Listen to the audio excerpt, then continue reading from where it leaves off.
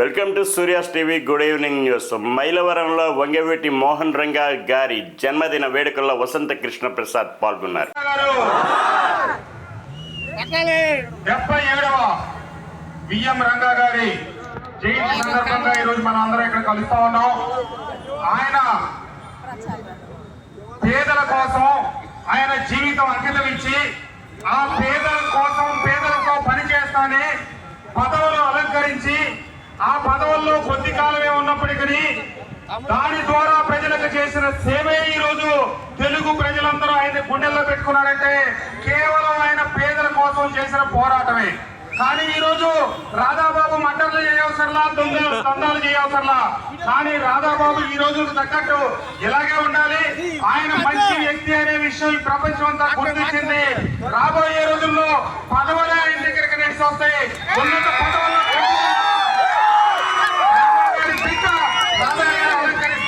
వాస్తవం అని చెప్పి తెలియజేస్తూ తప్పకుండా తెలుగు జాతి ఈ రోజు ఈ 4వ తారీఖున చాలా మంది మహనీయులు మహానుభావులు పుట్టారు. వాళ్ళలో ఈ దేశం కోసం ఈ దేశ స్వాతంత్ర్యం కోసం పోరాటం చేసిన వ్యక్తి అల్లూరి సీతారామరాజు గారి జయంతి కూడా ఈరోజు. పేదలకి న్యాయం చేయడం కోసం పేదల జీవితాలు మెరుగుపరచడం కోసం వంగవీటి రంగా గారు పుట్టింది కూడా అదే తారీఖు. కాకతాళీయమైనప్పటికీ ఒక మహానుభావులు జన్మించిన రోజు కాబట్టి తప్పకుండా రంగా గారు ఒక కులానికో ఒక ప్రాంతానికో చెందిన వ్యక్తి కాదు. భీమవరానికి చెందిన యువతి 9 నెలలుగా దొరకలేదు. కానీ తమ పాలనలో 9 రోజుల్లో కేసు ఛేదించామని డిప్యూటీ సీఎం పవన్ కళ్యాణ్ అన్నారు. ఒక ఆడబిడ్డ ఒక తల్లి వచ్చి, అన్న నా బిడ్డ 9 నెలల నుంచి కనిపించట్లేదు, నా బిడ్డ 9 నెలల నుంచి కనిపించట్లేదు, 2 రోజులు దాటితేనే ఇంక దొరకదని చెప్తారు, మర్చిపోండి మీ బిడ్డనని చెప్తారు ఉన్నత పోలీసు అధికారులు. అలాంటిది 9 నెలలు అయిపోతే దొరుకుద్దా లేదా అనేది నా గుండె ఇలా కొట్టుకుంది. ఆ తల్లి ఏడుపు గుండె వేదన పెట్టేస్తుంది. వెంటనే దీనికి మన చైర్మన్ కేకే గారిని అడిగాను, మీరు వెళ్ళి వెంటనే తీసుకెళ్లి విజయవాడ మాచవరం సిఐ గారి దగ్గరికి వెళ్ళి మాట్లాడండి అంటే కమిషనర్ గారితో మాట్లాడాను. 9 నెలలు దొరకని బిడ్డ 9 రోజుల్లో దొరికింది.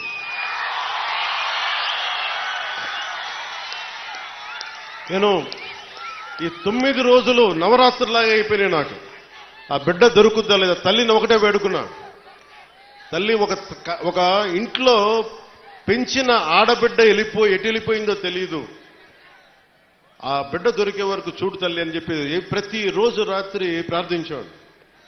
నా ప్రార్థనలు ఆంధ్రప్రదేశ్ పోలీస్ శాఖ సమర్థత, ధైర్య సాహసాలు, వారి అపార నైపుణ్యం కేరళలో చూశారు, బెంగళూరులో చూశారు.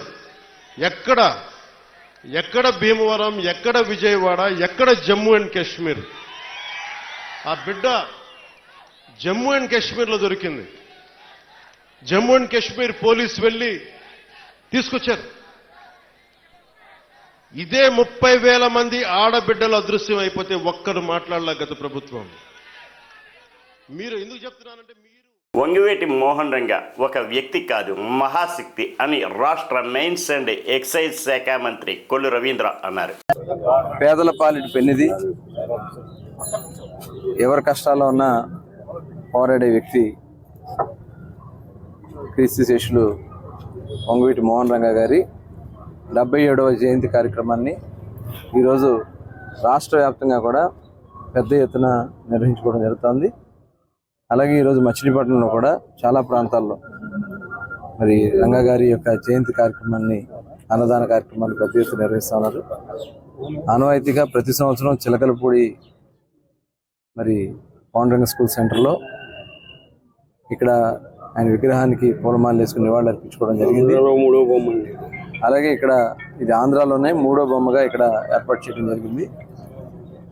ప్రతి సంవత్సరం కూడా ఇక్కడ డూకేశ్వరరావు గారి ఆధ్వర్యంలో, అలాగే ఇక్కడ కమిటీ వారి ఆధ్వర్యంలో అన్నదాన కార్యక్రమాలు, సేవా కార్యక్రమాలు నిర్వహించడం జరుగుతుంది.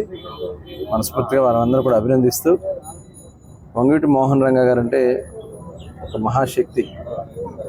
ఆనాడు అనేక పోరాటాలు చేసి పేదల పక్షాన, ఎస్సీ ఎస్టీ బీసీ మైనార్టీ పక్షాన విజయవాడ మహానగరంలో ఆ రోజున కొన్ని పార్టీలు మరి అక్కడ ఇబ్బంది కలిగిస్తున్నటువంటి పరిస్థితుల్లో నిలబడి పోరాడి మరి వాళ్ళందరికీ న్యాయం చేసినటువంటి వ్యక్తి.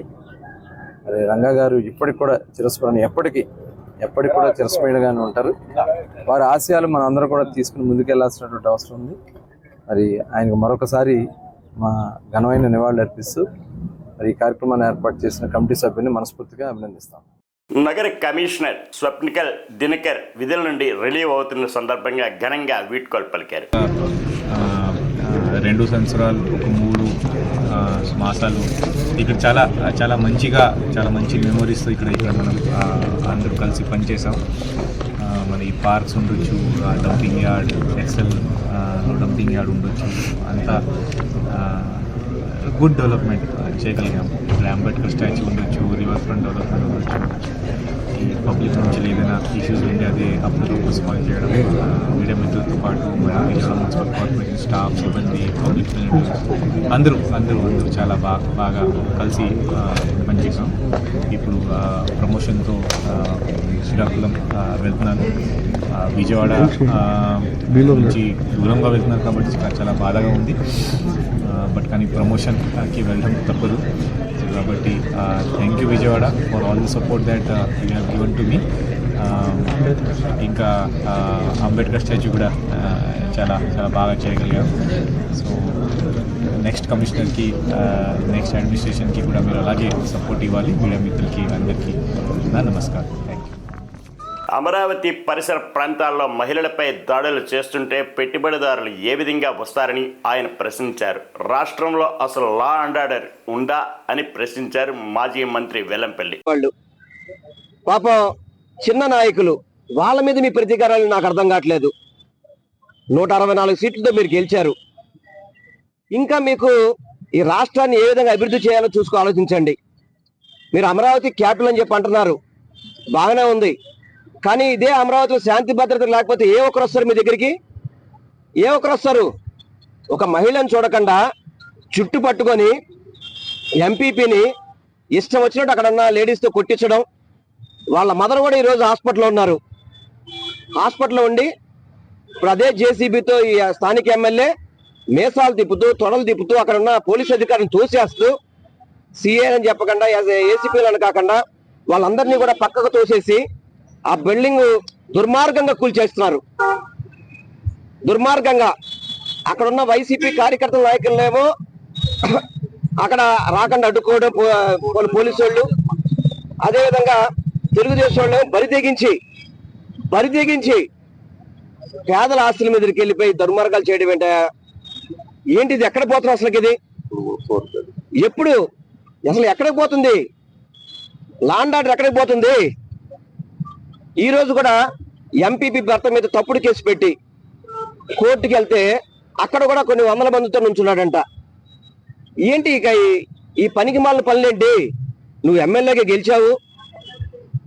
ఎమ్మెల్యే గెలిచిన తర్వాత నియోజకవర్గ అభివృద్ధి ఎలా చేయాలి, ప్రజలకు మంచి చేయాలని చెప్పి ఆలోచించాల్సిన పరిస్థితి పోయి ఏంటి కర్మ? అమరావతి కోసం చంద్రబాబు చేసిన అప్పులన్నీ తమ ప్రభుత్వం తీర్చిందని మాజీ మంత్రి ఆదిమూలం సురేష్ అన్నారు. ఈరోజు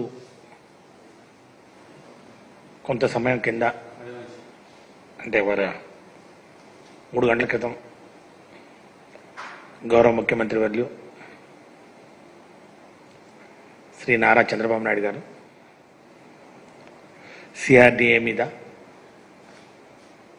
అమరావతిని నిర్మాణం చేసే దిశలో వారి యొక్క విధానం చెప్తామని, ఇప్పటి వరకు సిఆర్డీఏ పరిధిలో ఏం జరిగింది, ఎక్కడ ఉంది అనే దాని మీద ఒక శ్వేతపత్రం విడుదల చేస్తామని చెప్పి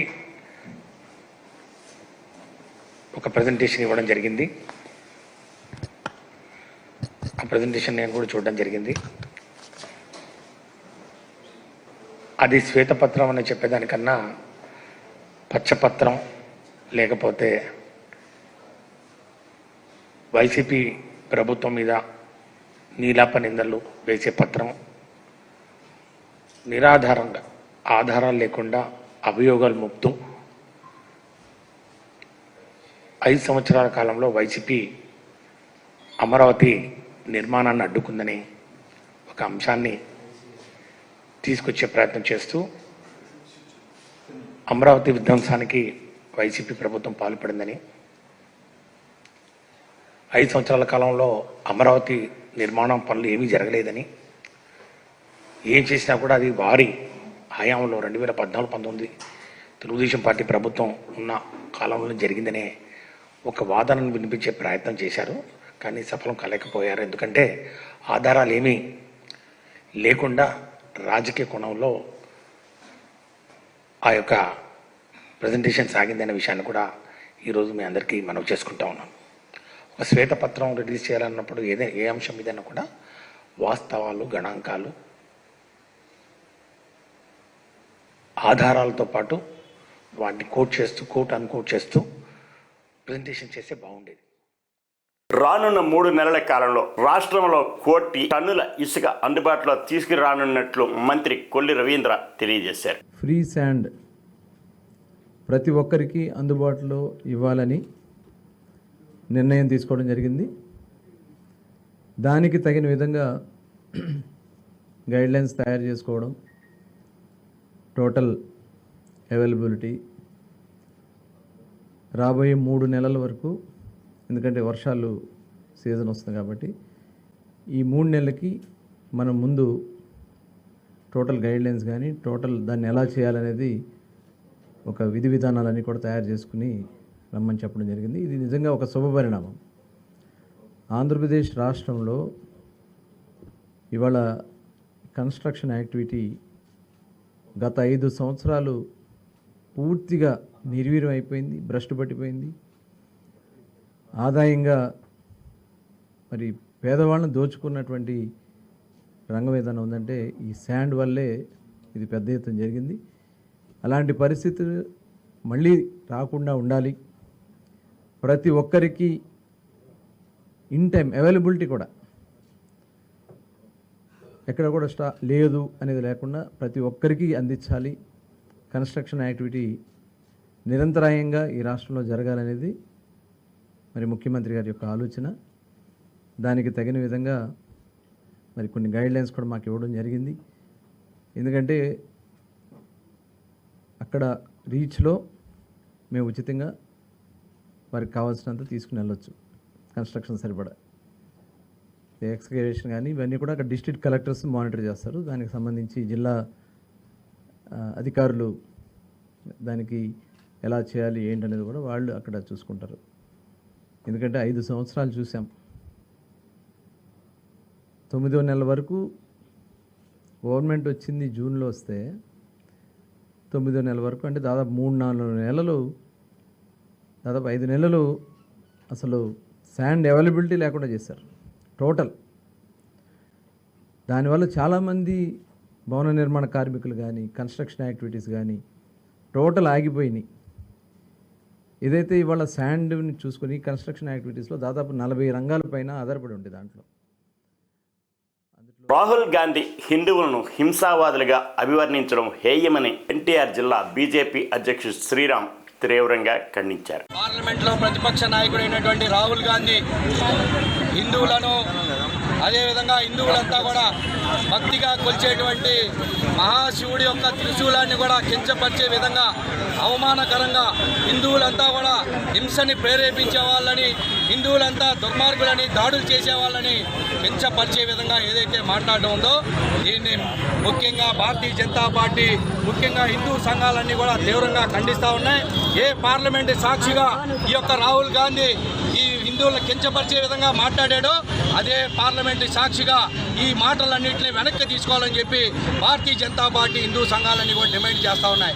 ముఖ్యంగా ఎన్నికల ముందు దేవాలయాలన్నీ తిరిగి, కాశీ విశ్వనాథ్ టెంపుల్ని మొదలుకొని దేవాలయాలన్నీ తిరిగి హిందువుల ఓట్లను నువ్వు సంపాదించి ఈరోజు మళ్ళీ ఎన్నికలు గెలిచిన తర్వాత ఈరోజు నువ్వు మళ్ళీ హిందువులు కించపరిచే విధంగా మాట్లాడడం ఏదైతే ఉందో ఇది దేశవ్యాప్తంగా, ప్రపంచవ్యాప్తంగా ఉన్నటువంటి హిందువులంతా కూడా తీవ్రంగా ఖండిస్తూ ఉన్నారు.